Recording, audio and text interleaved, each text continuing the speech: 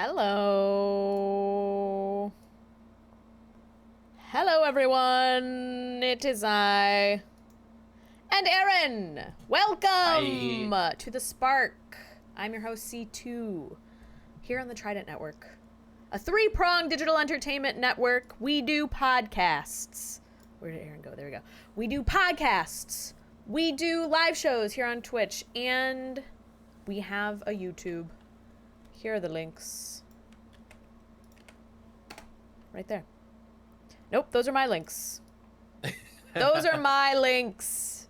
Follow those if you must. Follow those if you must. But truly,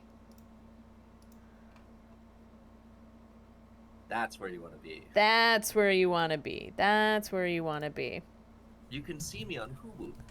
You can see me on Hulu. It's on Tubi. It's on Bebop. It's on Jorbo. It's on... Get it on Jorbo.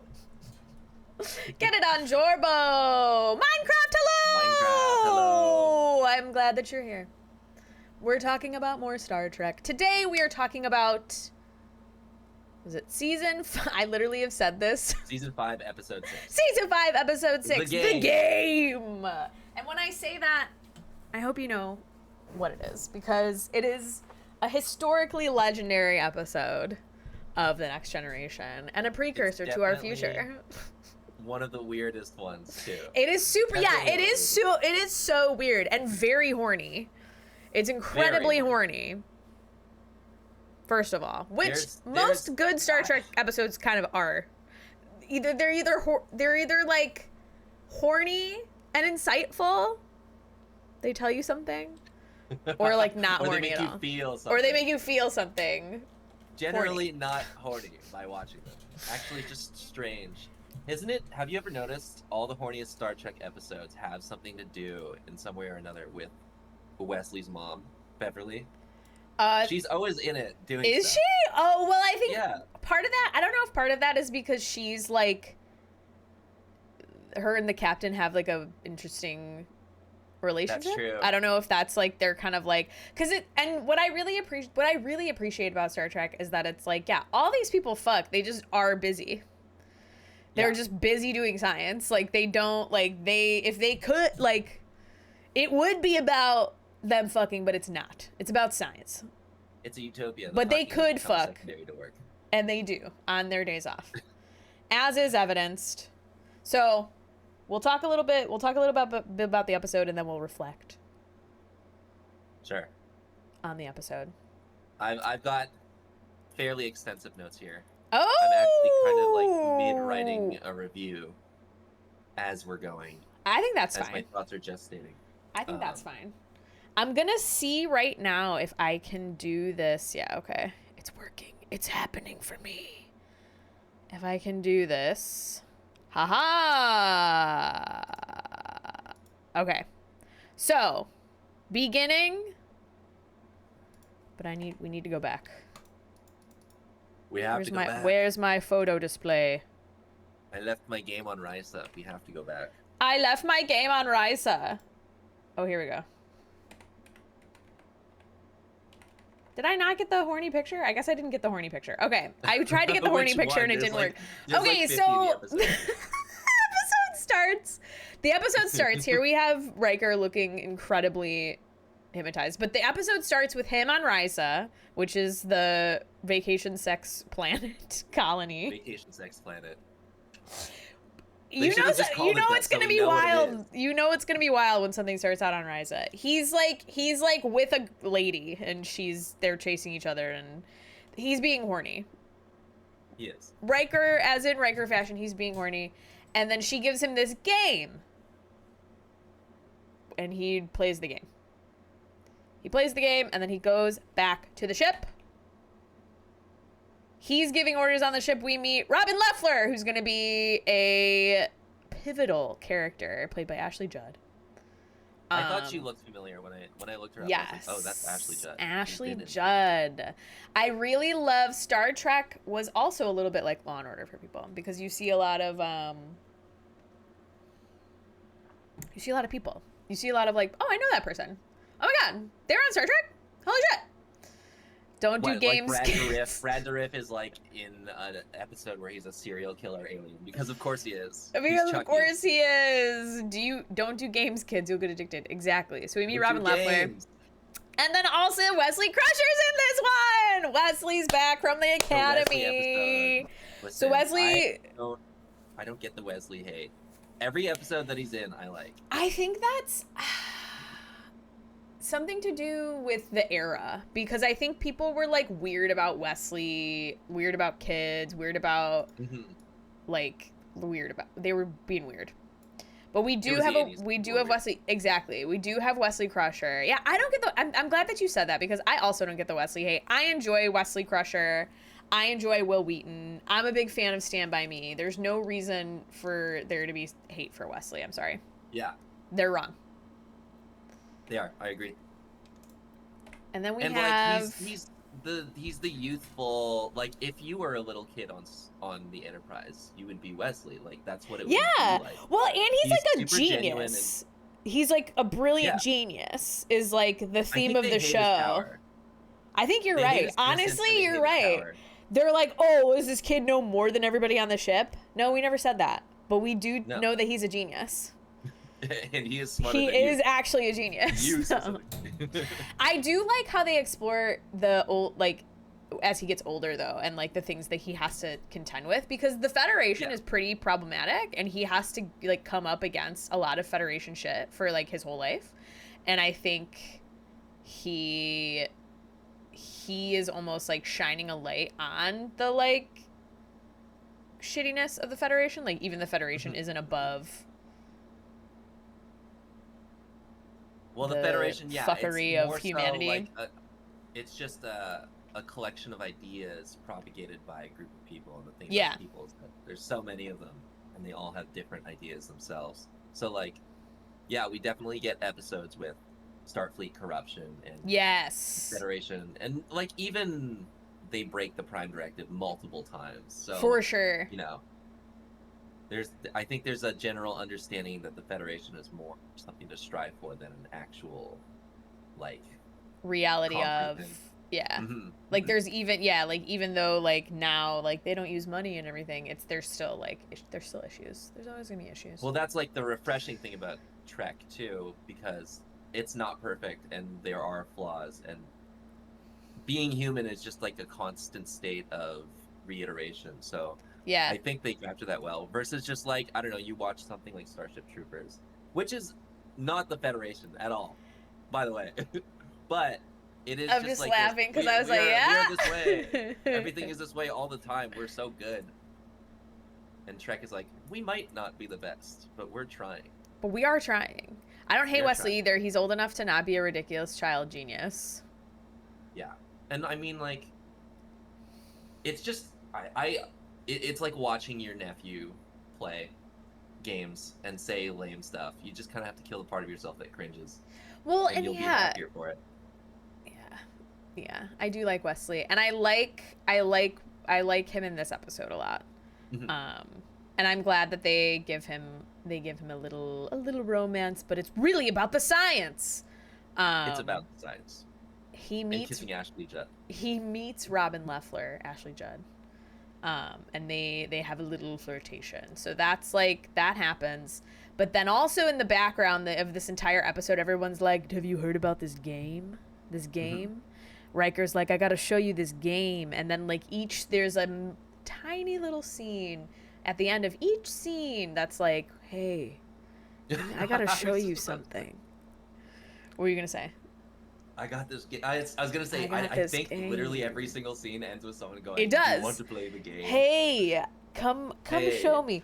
Come to my quarters. Come to my quarters. I'll show you. A game. I'll show you a game. Hey, I really want to show you this game that Riker picked up on Risa. Hey."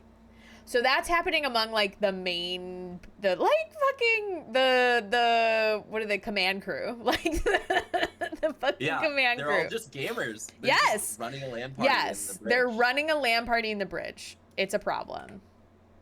And then all of a sudden, fucking Beverly Crusher deactivates Data.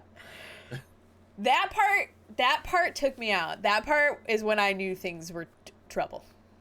It was them. It was her, Deanna Troy and Riker stepping out of the corner. Yes, like, being like, and we're evil. They just like punch Data asleep.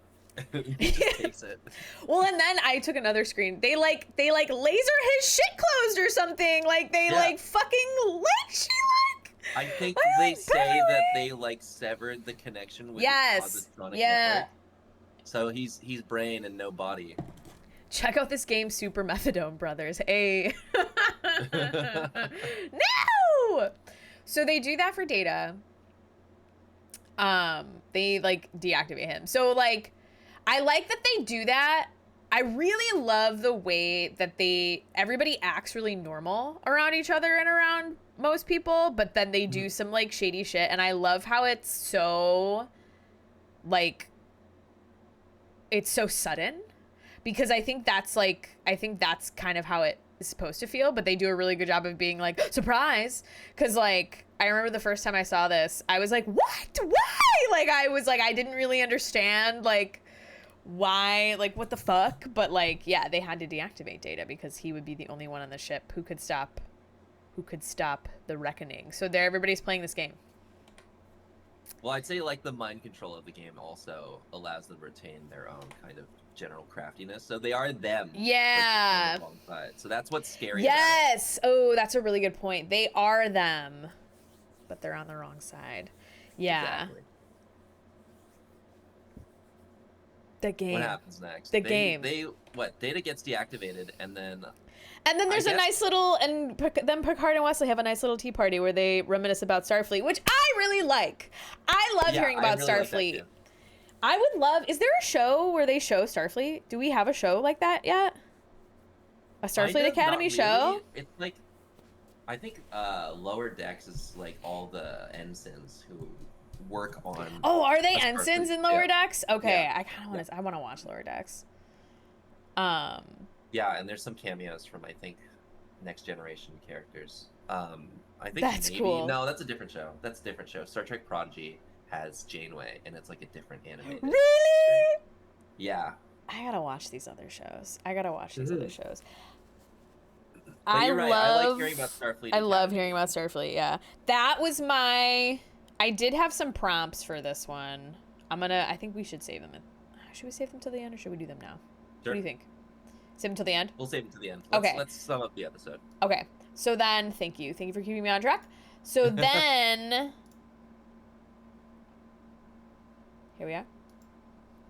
They have a little dinner. They have a little dinner date. Yes, they have a little dimmer date. They have a little dimmer date.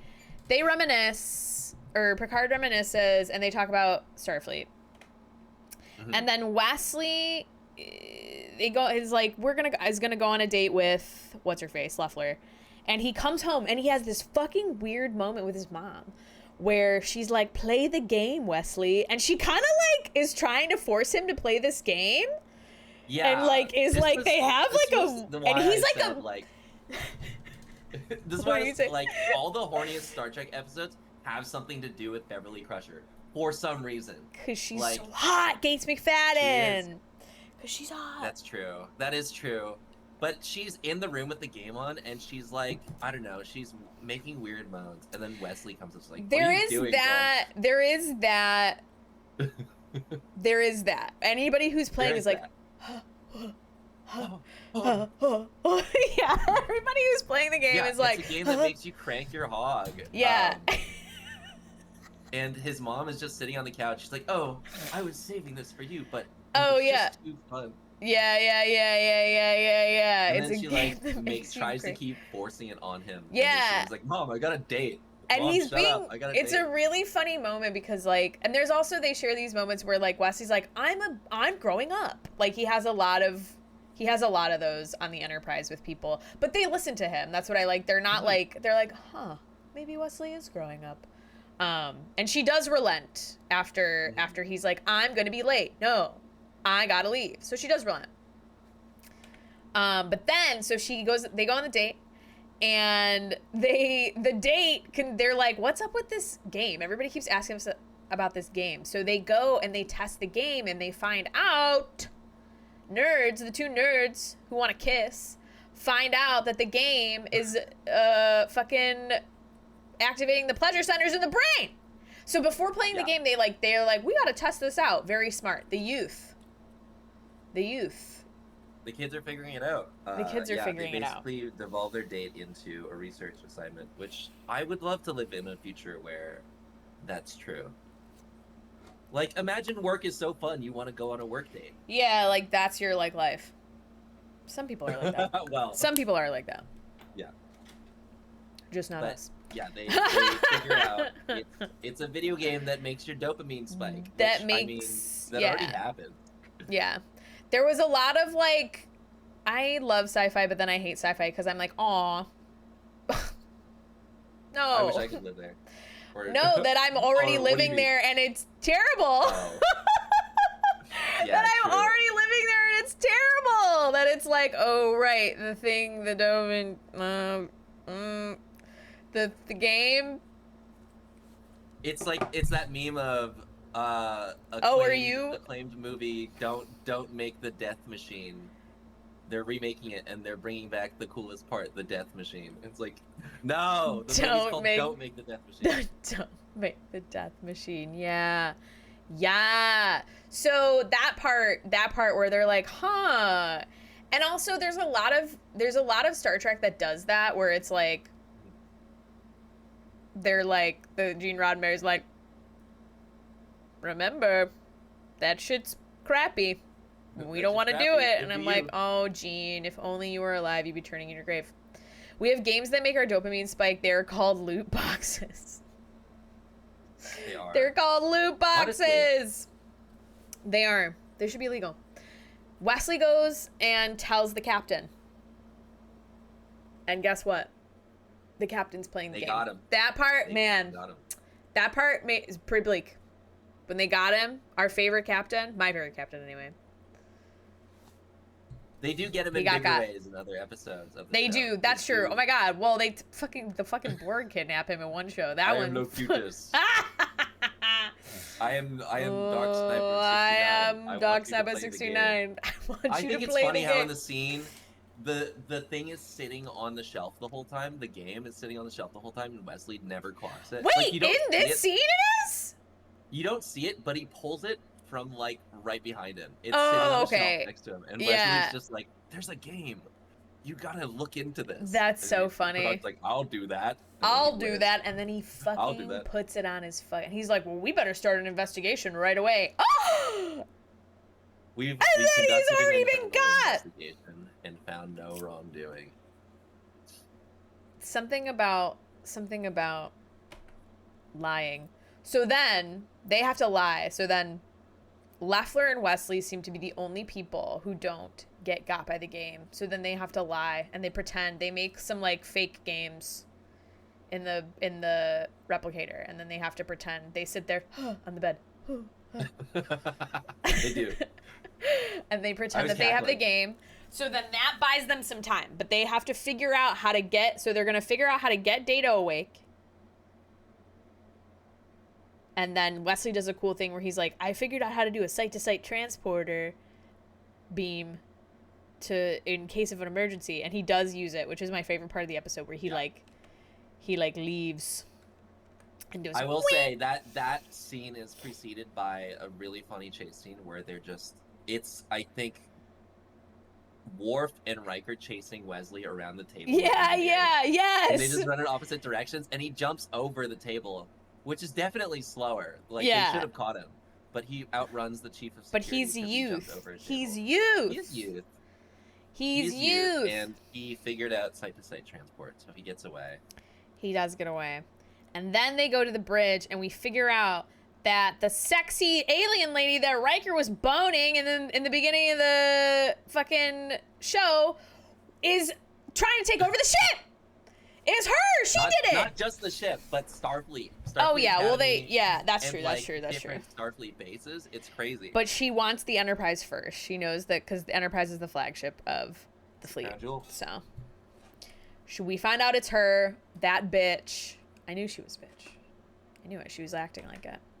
So then, there's a struggle. They eventually do get Wesley. Bleak moments. Reminds me of the Two Towers, honestly. Lord of the Rings, Two Towers. For a second. No. No, I knew. I figured, and I was like, wait. Wait. Reminds me of, you know how it's so bleak in Two Towers and Lord of the Rings? It's like, oh god, it's just like, it's so bleak.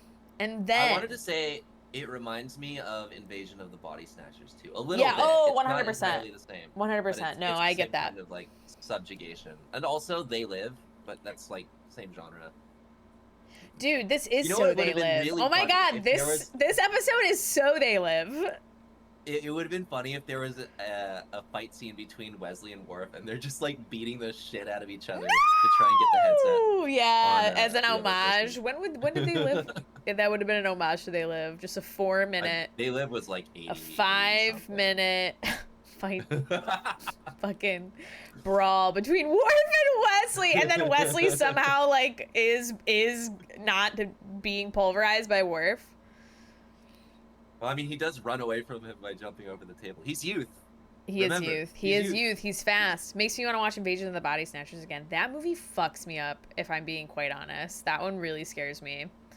I saw both the black and white and the 78 one with Donald Sutherland recently, so they're like fresh in my head. That something about that trope of like people look like they're okay, but they're not, and you can't tell until it's too late. That trope done well is really scary, but that trope done poorly really makes me upset, because it's like I feel like it's a scapegoat, but they do it really well in this one. It's scarier in this one because everybody is exactly the same and just exactly. Like, I think the brainwashing of Invasion is a little more. You can definitely tell they're like as smart as the aliens that are taking over them, but here it's just them. Yeah, it's like, not even. Yeah, they're not even being Riker taken over. What if Riker was bad? It is interesting. Part of it makes me. I'm like, how do they get? Because they're addicted to the game, but like, how do they get? What's the reason they turn over the ship? I think they explain it, but I can't remember. They don't really, actually. There's just some kind of subliminal messaging in the game that's like, okay, well, we work for you now. Okay. Yeah, like, is that what it is? It's like they're like kind of getting brainwashed a little bit. I assume. I don't think there's actually a game, because there's a line where they're like, "Oh, you just let the game play itself." Yeah. Like, yeah. Stop trying to play the game. Don't try to play the game. Just let it play itself. Yeah. There is a line like that. That's funny that you brought that up. But other than that, they don't really talk about who that alien lady is with the butt forehead and what her motivations are. They're like, she's just some bitch. she's just some usurper trying to fuck around. Activate tractor beam. Yeah. They were like, you'll find an alien ship. Oh yeah. So then Wesley reactivates Data just in time for Data to come in and flash a bunch of lights at everybody, which I thought was also cool. He's like, ta-ta-ta-ta. He like flashes lights at them, and then it like deprograms them, because he's a genius. He's a genius. And then at the end, they're like, well, him and Wesley and Ashley Judd are like, well, we saved the day. And they're like, yeah, see you around. And they have a little kiss. They have a little cheek kiss. And then he's back to the academy. And he saved the day. He just came in briefly. How long was he on the ship? It was like a day. Probably like a weekend. It was probably like a weekend. That's so short. I thought he was going to be there for like a month. Because they're like, we have so much work to do. We want you to do work for us. He probably, because he's got shit he's got to do too. So I imagine he only, like, when you're at school, like you're at college and you're coming home for like a long weekend. It's for like a holiday weekend or something. So he comes home on like a Thursday, and then this is all wrapped up by Sunday. I imagine it's a weekend. Imagine coming home from college and all your parents and dude, and like poor Wesley is like, everyone's like, you're just a child. And he's like, I saved your ass. I'm surprised he never fucking brings this shit up again. He's like, oh, do you remember the time that you all fucking got addicted to a video game and like almost turned the Enterprise over to a lethal force? Yeah, you're welcome. This is the thing about procedural TV. It's that people kind of learn their lesson by the end of the episode. Yeah, that's true. Do it in time for the next one. Because yeah, that's you're right. True. This should like have earned him his stripes. Be like, wow, Wesley, you literally saved the entire ship. Wow, Wesley. Yeah, but you're still a fucking kid, and we don't respect you. Although you do see Picard. You do see Picard being like, oh. That's my boy. That's my boy. This episode reminds me a lot of a 1950s movie called Invaders from Mars that is from a child's perspective about his parents being taken over. Really scary from a kid's perspective that you can trust your parents. And you brought this up too, Aaron. And I think that is the theme of, besides like the obvious theme of like, you know, technology addicting, do not do it. Of like, be careful with your addictions. But like even underneath that, Aaron, you were like, the youth are guiding the older people when they're led astray. Yeah, and I specifically compared it to AI stuff. There's a lot of older people who are falling for AI trickery, and there's a lot of people who are younger who can catch it and are like, yo, mom, dad, why are you liking, I don't know, SpongeBob praying in Times Square and thinking it's real? SpongeBob praying in Times Square. Oh my God. Minion fighting in Iraq. This isn't real. Yeah, yeah. And I mean, my parents haven't really fallen for it too hard, but there's definitely been times where my dad will show my mom something and be like, look at this. My mom's like, that's fake. And I'll look at it, I'm like, I don't know, but I think it's fake. So, there's also this thing happening. Have you seen this? There's like these videos that are supposed to be like heartwarming, but they're like not, and they're like, it's like cut together with editing to like make a heartwarming video, but it's not real. Like, it's a bunch of disparate clips that are cut together to tell a story that didn't really happen. Have you seen this? Yeah. It's really weird. Like, is it all AI? It's not AI. So it's not quite AI. It's not AI, but it's also this like weird like misinformation kind of like vibe where it's like they made a video, but you can obviously tell, like, they tell the story, but the video, like, these dogs, they'll tell a story, like a heartwarming story about how a dog gets saved.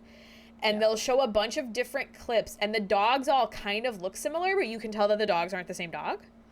That's crazy. And it's really weird, because, like, usually I watch the videos of, like, you know, the dog gets saved, and it's a rescue company that, like, will tell you the story of the dog, and they have all this footage, and yes, okay, cool. I've watched a million of those videos. I'll watch a video like that whenever. Yeah, when I'm like, I want to cry a little bit, I'll watch one of those videos. I want to think about the dog. Yeah, I want the dog to be saved. Tell me the story about how the dog gets saved. And it's wholesome, and it's real. And now I'm seeing these videos that are, like, just clips of, like, videos that, like, are from the internet that have been cut together with words to narrate what's going on, but you can tell that it's, like, not actually what's happening. You can tell that all the clips are, like, not, it's telling you what this clip is, but you can tell that the clip is not that. It's like you're, like, using all these clips to, like, create a fake story that didn't happen. Very weird. But it's, like, just coherent enough to be able to fool someone who is... Yes! Well, and I was, like, roped in because they start out like, you know... Any other one. So I'm like, okay. And I'm like, this is so weird that this isn't normal. This isn't like a story. No, not AI, but a synthetic story. Exactly. Minecraft. Yeah, that's another thing. There's a lot of that happening where it's just like, you guys know this isn't real, right? My mom has definitely sent me videos like that before. And I'd be like, why are you sending me this? I won't say it to her face because obviously it comes from, like, I want to talk to my kid. Yeah. I want to show my kid a dog video. But it's like, Mom, the dog isn't real. Yeah, that dog, those are 4 different dogs. Those are 4 different dogs. Please. The dog is Skynet. Yeah. Oh, and there's this, like, and it's like, people are like, the same thing happens to me. My friends will send me things and they'll be like, haha, isn't that funny? And I'm like, that's fake. That's not real. They're like, yeah, but it's still funny. And I'm like, no, but also, no. But I can't stop thinking about how No. this isn't real. No, I No. will not. And then I'm like, I'm Robin Leffler. That's literally what it feels like. Yeah. Like, it's insane being on the outside looking into this, like, weird virtual, I don't know, I won't call it brainwashing because that makes it sound like a giant conspiracy. But, like, it definitely, you see people getting fooled by this stuff. And you're like, how don't you see that it's, like, fake? How can't you see this? Yeah. It's strange to be on the other side. And why don't you care? I think that's the other thing. Is like, do you really don't care? Like, No. You don't care? Has your like has like something degraded so heavily that you like really don't care? I think that's the thing for me. I'm like, you don't care? I care. I'm like, I want it at least if I'm consuming something, I would like it to be, you know. Oh, it's Mochi! There's a new guest to the podcast. Speaking of real. Speaking of being saved by the youth. Yeah. But I mean, by the same token, we are also, at least I am someone who is susceptible to smartphone addiction. So it's like, yeah. can I really talk? No. Like, I love a good doom scroll. I love a good doom scroll. Who doesn't? Yeah. Oh yeah. I need it sometimes. And that's true. There is balance with things like that. Yeah. Dissociation is a tool. It's a form of escapism.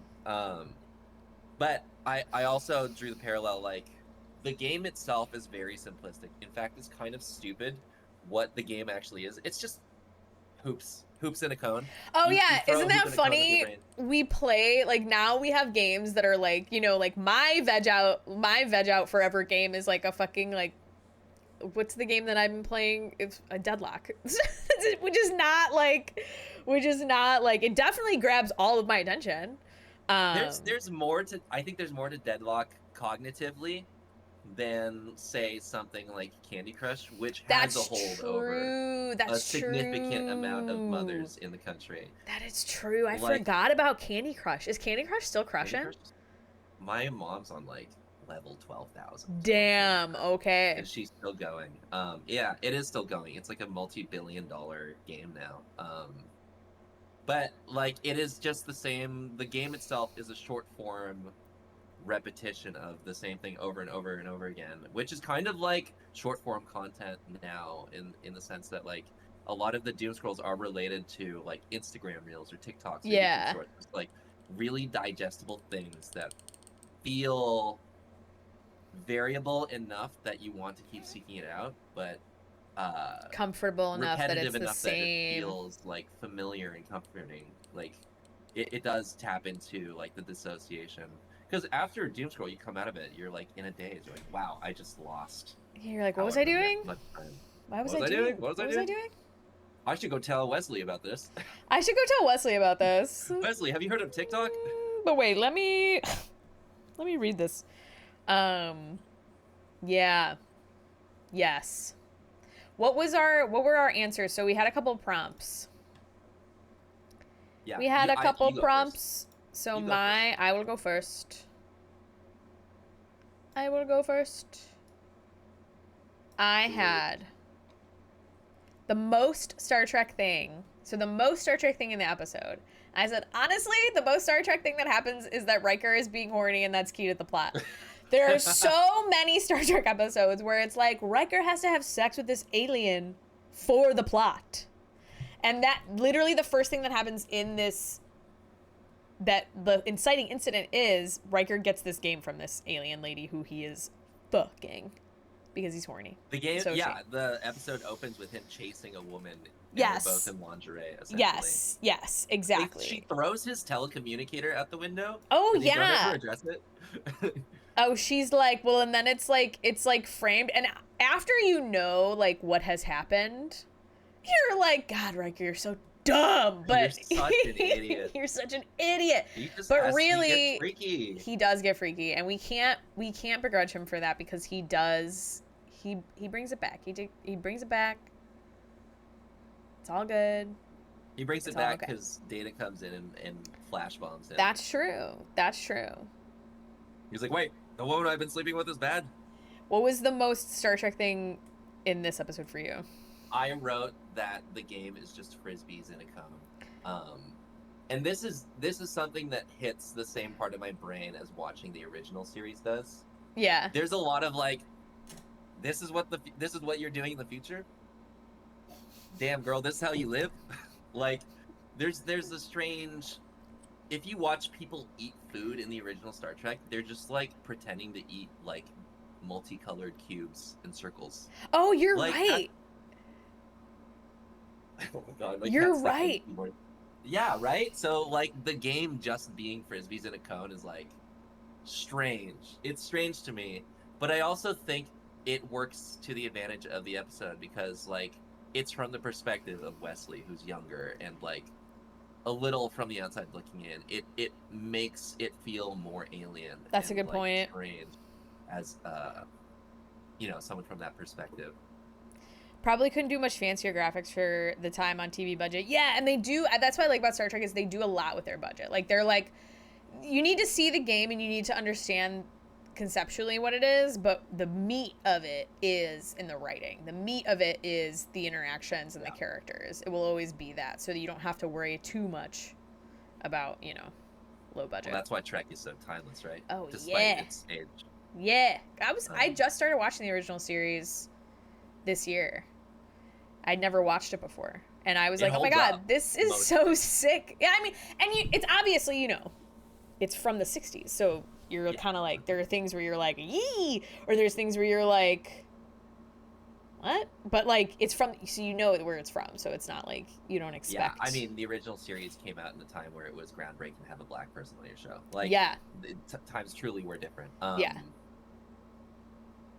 Yeah, no, I would say that is the most Trek thing. It's just like the weirdest, most abstract kind of childish aspect of it. And I think that to its soul is like the aesthetic of Trek. It's the weird camp that I love. So. And when it comes in, when the weird camp comes in, you're like, oh, there's that Trek camp that I love. There's Trek. When they're all dressed up like Robin Hood, that's one of the ones where I'm like, damn, these are theater people. These are theater people. These are theater people. I think that what's his name again? Patrick Stewart. I forgot Patrick. Yeah. That's okay. That's okay. He, I think, was the only theater actor, right? When I think they all had done theater. I think they were all kind of theater people. TV people kind of tend to be theater people, I find. That's true. More than movie people, but like theater, everyone starts out in the theater, mostly. I know that when they were filming the first season, Patrick Stewart had just come up like hot off the heels of the Royal Shakespeare Company. Yeah, so yeah. He took the job very seriously, and they eventually broke him and turned him into a hooligan. But yeah, they did. The whole vibe of him being like authoritative and kind of hot-headed in the first episode. They broke him and turned him into a hooligan. They did. They fucking did. He loves being Jean-Luc. Jean-Luc, he gets sillier in the show as it goes on. He does. Too. Like in the first episode, he's such a hard ass, but then they're like, come on, man, we're in space. Come on, man, we're in space. Come on, man. This is space. This is the future. Come on, look, man. Troy came from low-budget trash movies. They are weird to watch now. Hey, you gotta start somewhere. Everybody's gotta start somewhere. The next prompt, the thing that made me want to live in Star Trek in this episode, for me, it was the moment between Picard and Wesley, and they're talking about Starfleet. And they're talking about Boothby. So they have the moment and they're talking about Boothby. They talk about Boothby a lot, and we do get to see Boothby eventually, which and this show, they just do the writing. Italian finger. Because they talk about Boothby. Yeah, we get to see Boothby a little later. I think next season or the end of this season. Because they go to Starfleet for another episode with Wesley. And they go to the academy for something, and Boothby's there, and Picard gets to talk to Boothby. But they mention Boothby literally like 3 times, and then we do get to see him. But I love hearing about Starfleet, and I love just what Starfleet Academy is. Because it's like people come from everywhere to study at Starfleet and like become Starfleet officers, and you study like Wesley's studying fucking Latin. He's like, they study like, they're like, they make them these like worldly like beings.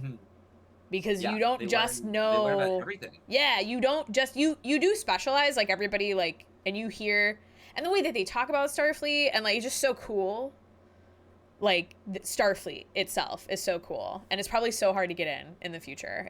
You probably have to be so fucking smart to get in. I probably wouldn't get into Starfleet, but in my dreams. But there's also like a billion people in Starfleet, so I don't know anymore. Yeah, I know. Yeah. I'd probably low level. I wouldn't be captain level. I'd be like, you know, because they do have to have people working. I'd be janitor level. I'd be janitor level. I'd be Boothby level. No, Boothby is much respected. What was your thing that made you want to live in Star Trek? It was the scene where it was Wesley and Picard talking. Like, talking imagine about Starfleet. Being able to talk to your boss like that at any job. Oh yeah, having like a tea with your boss. Having a tea with your boss and just being able to shoot the shit. I mean, some people do. It's not like specifically a future thing, but I guess I kind of do, people, but it's different. People kind of like are ambivalent, or at least afraid of their bosses in some way or another. Just like the hierarchy of command, the work becomes the identity of that person. And I think a good thing about the future of Trek is that when they're off the clock, and even to a degree when they're on, they're still people, and they recognize that and are able to have like real conversations with each other that override the current work situation going on. But there's also a lot of other reasons I want to live in Trek. Yeah. I wrote that one of the reasons is just the 80s office spaceship chic. I like that it just looks like a future office. Yeah. You know? Yeah. It's cool with the buttons. With the buttons and the long curvy lines and stuff.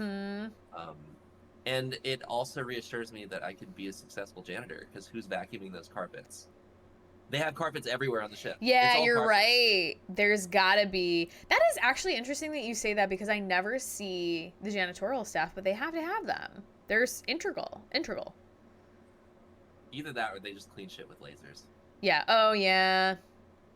They just have the security team blast the floor with some phaser beams. Yeah, or like the ship has like self-cleaning like floors or something. Smart house.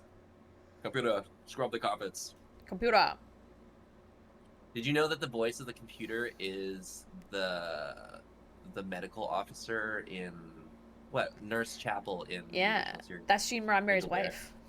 Yep, Majel Barrett. Majel Barrett, and she's Luoxana Troy. Oh yeah. Yeah. Oh yeah. Oh my god. Isn't that crazy? She does such a good job with her voice too, because Luoxana Troy is a character. Yeah. You never forget her voice, and you don't know that she's a computer, but she is. I think before she passed, she recorded a ton of just like. Oh, you're right. Oh my god, you're right. She did. They still use her voice in like modern Trek, especially. I caught it in Strange New Worlds, which just came out like, I don't know, last year. Yeah. Yeah, you still hear her voice. No, not last year. Really cool. Oh, shit. They mentioned once that the ship is self-cleaning. Do they? That's cool. I believe you, Minecraft. Minecraft also. It is the future. Holds Trek dearly. Hi, Smokey. Cool. Yes, a lot of cool things. Another piece of trivia. This is the first episode that aired after Gene Roddenberry's death. Really? Does it say R.I.P. Gene Roddenberry at the end? I didn't check. I know one of them does. It would be. There is the one they do have one that does. Because I remember rest in peace, Gene. In memory of. Rip Gene. No, they don't. That's strange. They don't. So then it was probably not this one then. There is one, unless they did it a different way. But they do have one. Maybe they did it in the next one. Yeah, I wouldn't put Rip Gene at the end of this one. Of this episode. No, they do put right. Go, ooh, ooh. They do.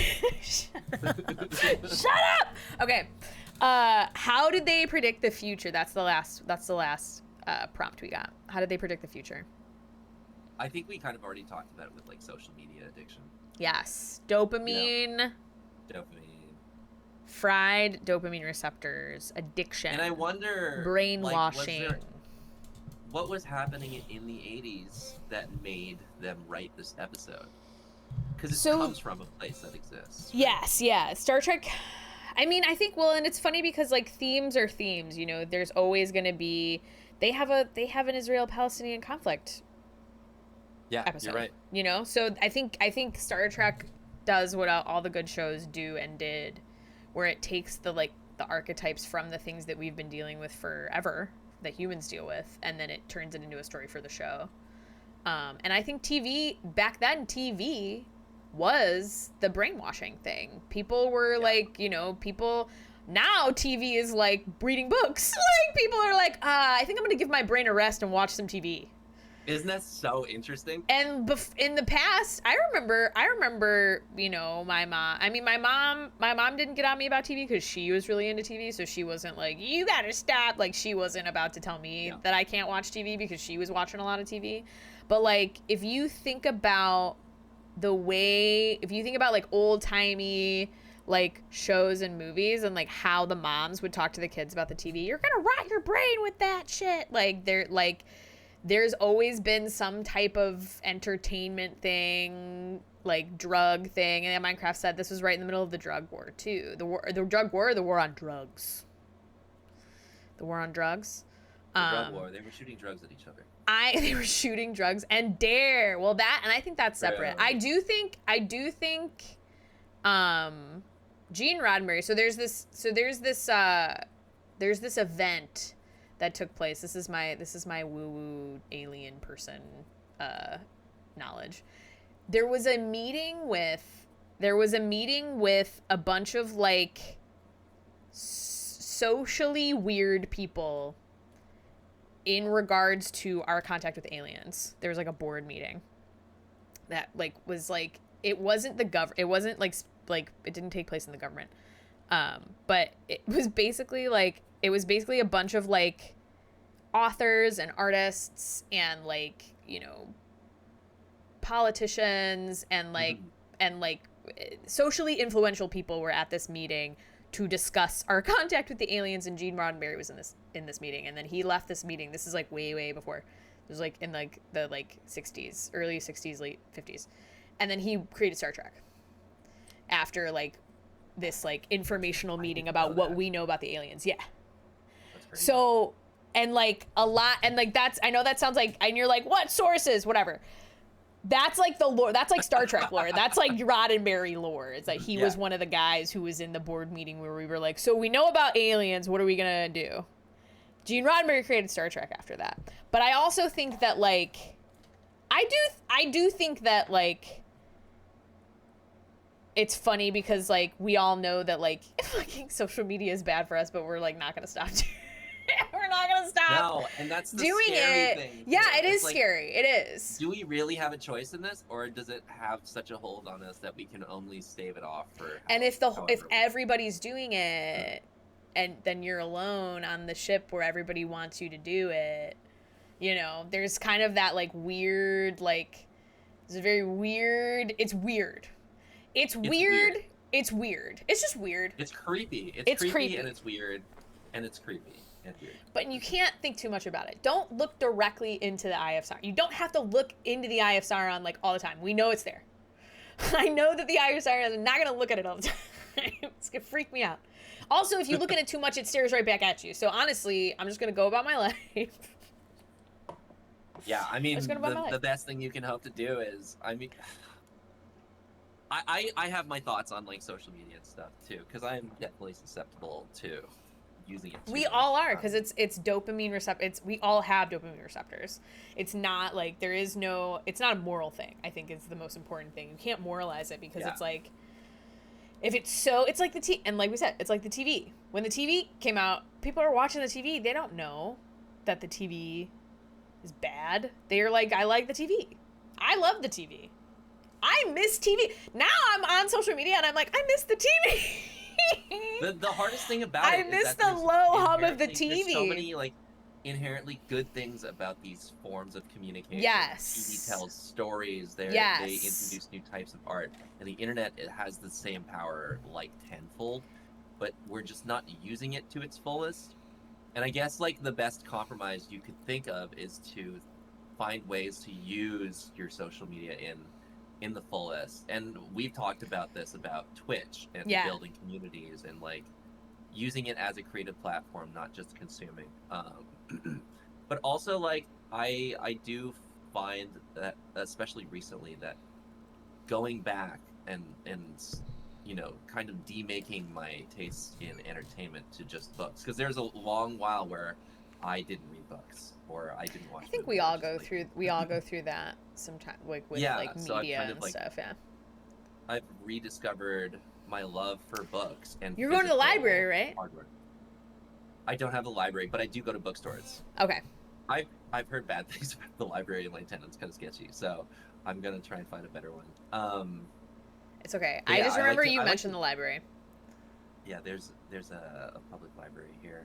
I do know there's one in my hometown that like will screen movies too, which is kind of like a Oh, that's confluence really of all cool. things that I'm interested in right now. But yeah, no, I think there's good things about social media. There's a lot of good things about social media. Yes. I don't think we can ever go back. I think if we lost social media, we would be regressing. But we have to move forward in a way that is mindful, and doesn't override our pleasure centers in the brain, you know?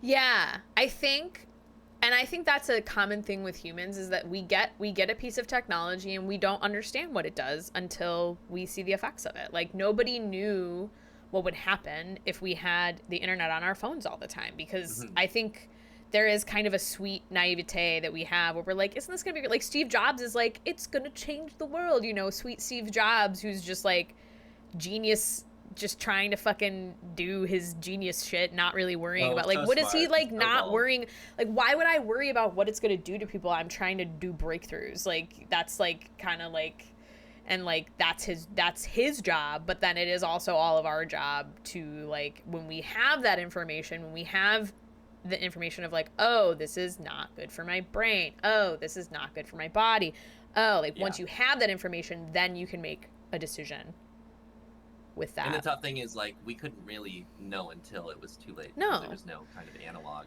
to compare it to. So it's like this is like a grand experiment. Yeah, and we can't be too hard on ourselves about what we have done, or like what, because I get into like the doom spiral of like, what have we done? Like I'm like, what have we done? But you just have to take the information that you get and then go forward with that, as opposed to just being like, what we fucked it up. We fuck a lot of things up, honestly. Like that's kind of how we learn, is by fucking things up. To be human. We need a non-profit social media somehow. Public social media. It's called my Twitch channel. I don't make profit. It's called my Twitch channel, yo! By the way, go check out Aaron. Go check out Aaron. I'm gonna shout out. Maybe, I don't know. Maybe it's time to watch Star Trek on Twitch. Will they sue me? Who knows? They will. we do talk about Trek. Although I have wondered, there's ways around it, let me tell you. There's ways around everything. But go follow Aaron. Aaron is a good friend of the Cheeseburger Collective. Oh. And I'm a part of it. You are. Should join it. Yeah, be absorbed. Come get absorbed. But we're talking about brainwashing. There's this game called the Cheeseburger Collective. You should play it. Come be in our cult. It activates the pleasure centers in your brain. Do you like that? Come be in our cult. Do you have any other Star Trek things that you wanted to say in your notes? That you wanted to bring up? I will say, just like, I appreciate Trek as a whole still. It's one of the lasting things that I constantly think about. Like, in terms of TV shows. I struggle to finish a lot of other TV. Yeah. Because, I don't know, I find it's just so easy to fall off of a linear story halfway through. Life gets in the way constantly. So, like, Trek is timeless because it's it's procedural. There's something happening in every episode that is bookended by that episode's credits. So you can always come back to it and feel like you aren't out of the loop, and I think that also just gives a timelessness to it. But also, yeah, every season or every series of Trek is just like a different family that you get to hang out with for a Yeah. while. You know, like there's a familiarity with the Next Generation. I haven't watched it in a while, but coming back to it was kind of like super nostalgic for me Yeah. today, because I don't know, it's like visiting family again. That is what it's like. And I don't know, I feel like we've lost something in media now. It's all become a little too cynical. I really, really love I agree. the optimism of Trek, and that there's something to be learned. It's almost like it's cringy now for something to have a moral of the story, Yeah. at least based on what I've heard people talk about.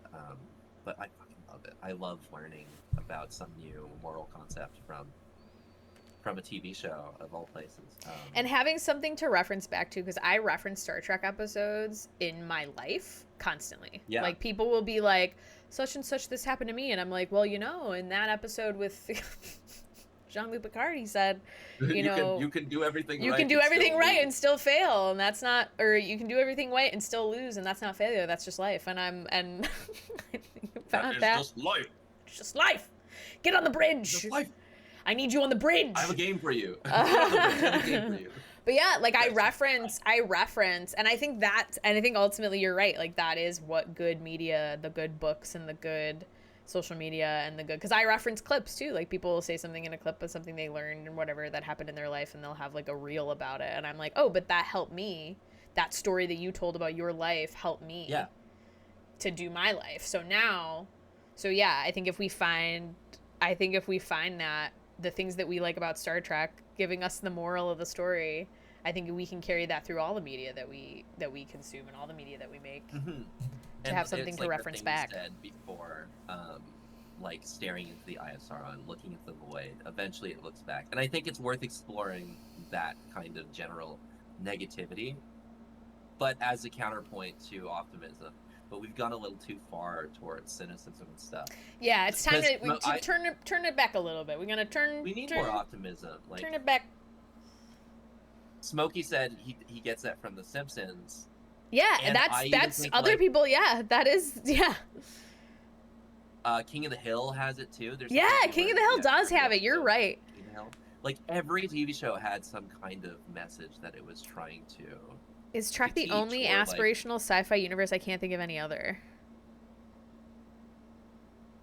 I think it's the one that's predominantly not about fighting. Yes. But yeah, there's definitely other sci-fi that's like talking about unifying people together under, I don't know. I'm a big fan of Halo. There's a lot of that in there, a lot of hope. And, oh yeah, Halo. Yeah. Is there a lot of hope in Halo?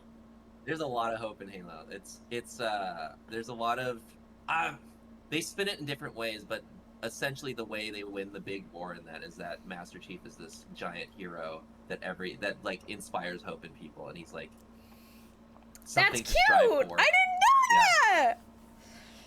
Actually, I don't like the Halo TV show at all, but there's this thing where he's like walking around the city and he sees a little kid playing with a Master Chief action figure. I was like, that's me! I'm the little kid! That's me! Master Chief! Master Chief! That's really cute. That's cool. Yeah. That's a good point, Minecraft. Yeah, there is something when I know it's Trek, because there's Trek that seems to try some Trek, because like it's such a big franchise now that like of course they're gonna make some things that are like trying to get other people to be interested in Star Trek. So there's some Trek that's kind of like we could be on TV too now. Like, it's kind of like we can hang with Breaking Bad, you know, like, and it's like, no, don't do that. You don't have to do that. That's not why we like you. So, okay, have you seen? I remember you talking about Deep Space Nine a little. So I talked a little bit. I've seen a little bit of Deep Space Nine. DS9 is probably. I am very concerned in my Trek journey. I'm mainly concerned with the big seasons of Trek before probably like everything up to Enterprise. I didn't watch Enterprise. And Enterprise I know is a lot of people didn't like it, and it was like kind of people felt a bunch of different ways about it. I've seen the original series. I've seen Next Generation. I've seen Voyager. I need to watch DS9. I have to watch DS9. I think by the end I've only of it, seen you'll a little feel bit. the same way as Okay. you do about That's what everybody tells But it me, is- and I believe everyone. It's different. This word is getting thrown around a lot, but it's the Andor of Star Trek, I think. Okay, where yeah. kind So of it's political coming up to the thriller. edge. Yeah, it's a little edgier. There's more politics to it, I think, than other things. Because you said the Palestine episode. There's actually a lot of that in, I think, Deep Space Nine. Happening. With the Cardassians and the Bajoran. With the Cardassians, yeah. Yeah. Exactly.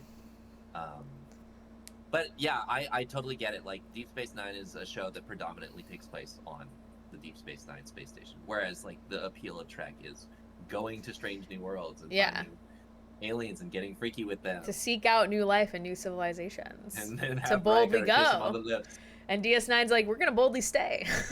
We're boldly staying, and we're thinking about things. I do love the characters in DS9 though. That's the one thing, not the one thing, but that's something that Trek landed on in TNG. They talk about it in, there was some documentary I watched, but they talk about it in that documentary, which the TNG at first didn't really know what it was doing, but then it leaned into the characters heavy, and that ended up being the way that it would tell the stories, is through the characters and through what they were doing. And which was the right thing to do, I think. And Trek does that. Like the best Star Treks lean into the characters and lean into their differences and lean into where they're from and lean into them as people, and you get to explore them. And DS9 does that too. I love the characters. And fucking Quark, are you kidding me? A Ferengi? You're gonna show us the Ferengi as those guys and then make one of your main characters a Ferengi? Hell yeah. Let's fucking go. And his fucking brother? Like, oh my god. Yeah. DS9. That's why Trek is so good. It teaches you to love the things that you never thought you would. There you go. Opens your mind. It's always like, your mind. yeah? You thought we hated the Ferengi? Well, guess what? One of our main characters is the Ferengi. Guess now what are what? you gonna do? You're gonna want to touch their earlobes by the end of it. And learning about characters. Learning about cultures. They, like, introduce a culture and then you get to learn. All the best Trek episodes, I think, it's either end of the spectrum. The best Trek episodes are like the highest budget two-parter ones, like Locutus and Borg. Oh, and God. then on the other end of the that spectrum, one changed my life. It's like lower budget, and it's all just about the conflict of some people. Like the one where Data's essentially sentience is on the line trial because he's gonna be dissected by dude, Starfleet. and they really go for it sometimes. They really get real. Yeah. And Riker is like, I have to prosecute you. And you're like, hold up. There's one scene where Whoopi Goldberg talks about slavery. I was like, holy shit. I think that's when they get really real. They do not recoil. They're not. I think that's the other thing too. The point you made about needing to be more optimistic is like optimism doesn't shy away from the truth. That's not what it's not saccharine. It's like actually experiencing the gravity of the truth and choosing the lighter path. Yeah. To move forward with it. I think it's so sad that there's just like a bunch of people who don't want to watch Trek because of how camp it is or how silly it is. When there's actually that's true, but it's just like one of the charms of Trek. But I think there's a layer underneath all that that's really accessible. Like if you just watch maybe like 2 episodes. Yeah, you don't have Trek, to be a genius. You find the actual heart and soul of what Trek is and how real it gets and the things it tries to teach you. And it's still culturally relevant today, which is why I don't know, millions of people still watch Star Trek. Like it's not nerd shit. I don't buy into the lore of Trek. You don't think it's nerd shit? No, I think it's applicable to everyone. Like, oh yeah, Trek casually and not ever clue into like the technological aspects of the world or like what races are which. But there's always some enduringly human aspect of it and something to learn by the end of every episode that you're like, yeah, I can relate to this on some level, even if maybe I'm not a fan of sci-fi or like it's a distinctly human moral, I think, with just a sci-fi skin on it. It's something that could be, I don't know, have they ever made like a Star Trek type show but set in fantasy world? I feel like that would be cool. Oh, like what would we call it? Like procedural, character driven. It's not really I wouldn't call it a drama show. Cuz there is comedy. Cuz it is, I mean, I would say that it is like sci-fi because they talk about like tachyon fields and shit. Like they talk about like the science of the ship like quite a bit. I almost bought a book because I was like, I want to read. I want to read. Is there like a Star Trek engineer book that I can buy that they could like this person like? I think it's speculative science. In that it comes from a real place, but it's kind of abstracted to fit the themes of the future. Yes, well, because it's like the world. It's like sci-fi in that it's like, okay, from what we know now, what would it be? Like, what would this be from what we know? Like, from this base point, because it's all theory, technically. Yeah. Is, like, the tachyons and, the warp core. Like, all that stuff is, like, this just theory. Like, because we can't actually do it, so we don't know how it would work. But then it's all, like... Exactly. Extrapolated from what we know. There's a line in the episode where Wesley sits down at the computer and Geordi LaForge is just like, compress the bandwidth. Yeah. But they do. I think there is a link. Like if you pay attention, there is a language. Yeah. There is like like laws that they follow. Like there are like, and then like the engineers like argue with each other and stuff because like there are extrapolated laws from what they know. From what it would be if it existed, but it doesn't. We had warp cores. But if we did, there would be a rule, and you can't do that. I'm like, I need it in 30 minutes. I need 2 days. Get it to me. Get it to me now. Captain, that'll take 30 days. Yeah. I need it right now. Engage. We have to get him out. Yeah. Get out of there. But yes. Yeah, no, so I don't know if there's one like that. I don't know if there's one like Star Trek. The techno-babble of Trek just helps sell the world. But I think the stories are timeless and can be applied to a variety of things. It's just such a good framework to be able to tell those stories to. You're stuck on a ship with all these people as if you were actually working on it, and there's a slice of life aspect that's easy to tell because at the end of the day, Star Trek is just a show about people at work. Yes, and I think there are shows like that. There was a show actually. It is kind of a little similar. Space Force. Did you ever see Space Force? That was on Netflix. It was Steve Carell.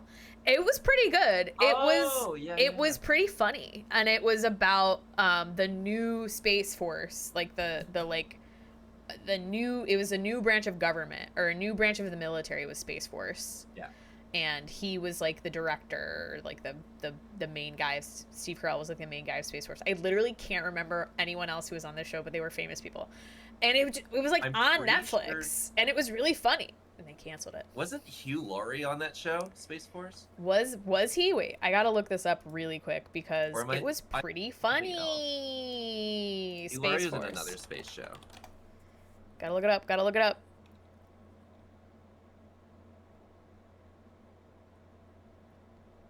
I have to pop out the Wikipedia page.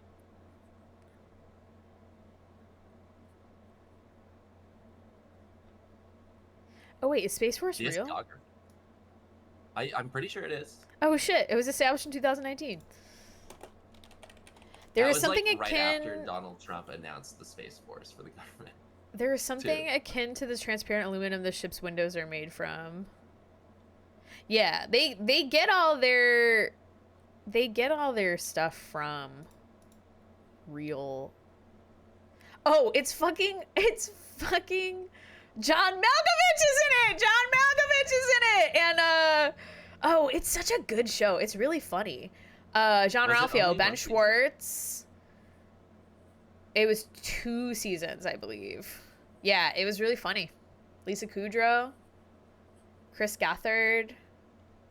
Yeah, it was, but the main guys were Steve Carell and John Malkovich. So funny. Oh my god. It was good. It was good. Oh, so there's another show called Avenue 5 about a crew of a starship, and it has Hugh Laurie in it. That's cool. That's so funny. Oh yeah, no, I know that one. I saw a couple episodes of that. And it's directed by Armando, or created by Armando Iannucci, who's like a famous British satirist. Oh. That's so funny. But yes, Why there were we are a talking about few. Space Force? Oh yeah. Because of the people at work. Yeah, there is. Is The Office Star Trek? No, The Office wishes it was Star Trek. The Office does wish it was Star Trek. Parks and Rec might be Star Trek. No, Parks and Rec and The Office are, but I think Star Trek is like one of the one of the, not, I don't want to say first shows, but like TNG for sure with the characters and like having it be about the situation, but also like always telling the story through the characters is one of the like big examples of this is about the characters. This is about the people and their backgrounds and how it affects them. Yeah. But we digress. Stars and Trek? What? I said Stars and Trek. Like Stars and Trek, Trek and Stars. Yeah, I think it's definitely, it was groundbreaking at the time for sure.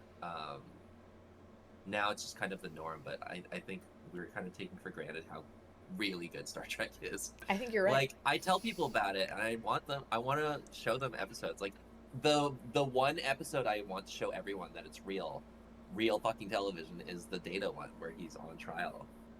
Yeah, that's a good one. There's some historical episodes, historical TV episodes of Star Trek, and that is one of them. That's always cited as like the measure of a man. Is always cited as. That's what it's called. You're right. Yeah. One of those. I never know. I never think that I'm that much into Star Trek, but then I get talking about Star Trek with somebody else who's into Star Trek, and I'm like, oh no, I am really into it. I just absorb passive information about Star Trek whenever it comes across or a video comes up or there's a whatever, like if it's about Star Trek, I'm gonna probably watch it. I was kind of nervous leading up to today because I hadn't seen TNG in so long. No, you're a Trekkie. You're a Trekkie, so dude. Me and you do the same thing. Every time we talk about Star Trek, it's like, oh, we talking about Star Trek? I vividly remember the final episode, the day I was going to watch the final episode of TNG. I was so heartbroken.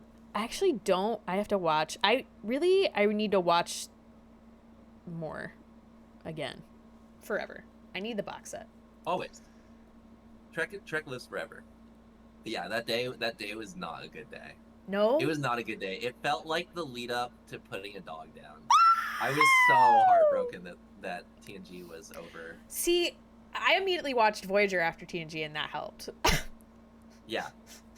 But I will say, I did the same thing, and it kind of was like being moved into a new household. It's like, you could be like, who are these people? Who are these people? I don't know. And you're judging, and you're kind of like, you're not like Data. And you're not Janeway's mean. I miss Beverly. Where's Troy? Yeah. Where's Troy? But then they really grow on you. Voyager really 100%. grows on you. For sure. I debate whether or not I like Voyager more than TNG. So some of those, and then some of that, and then those storylines are different. Janeway's so, I love Voyager. The moral of the story is watch Star Trek. You should go watch Star Trek. You should go watch Star Trek so that I can have you, yes, you, whoever you are, on my show so we can talk about Star Trek. It's a good time. But that was a good one. Games are bad. Drugs are bad. Don't play any games and don't do drugs. Don't do drugs. But really, it's going to be okay. We'll be okay. We'll all be okay. Throw away your smartphones. Throw away your smartphones. And, go look at a tree. That's the moral of the story. That is the moral of the story. Thank you so much, Aaron. Aaron TTV. That was a good episode. I look for people to talk Trek with. Like, it's rare. It's rare. Is it? So I'm. You should get it. You need a Star Trek Actually, shirt. Because people, I wear my shirt. I work at a bar where Okay. everyone is 21 years old. It is rare. Oh God. Nobody watches Star Trek. Yeah. That's young. Yeah, I'm college. Because you're, but you're also like an old soul. Yeah, that's true. You know about stuff, and I'm like, you know about that? Like you reference things, and I'm like, you know about that? That's because I watch Star Trek. You can be an old soul too. Yeah, you can be an old soul. You want to? I need to watch more Star Trek. You do Minecraft. Actually, Minecraft. If you want to be on the show, let me know. Let me know if you want to be on the show. Okay. Thank you, Aaron. Thank you, everyone. This was The Spark. Talk Star Trek on the Trident Network, our three-pronged digital entertainment network. We do podcasts. We got YouTube. We doing the live show here. We got it. So glad I made it. Oh, doctor.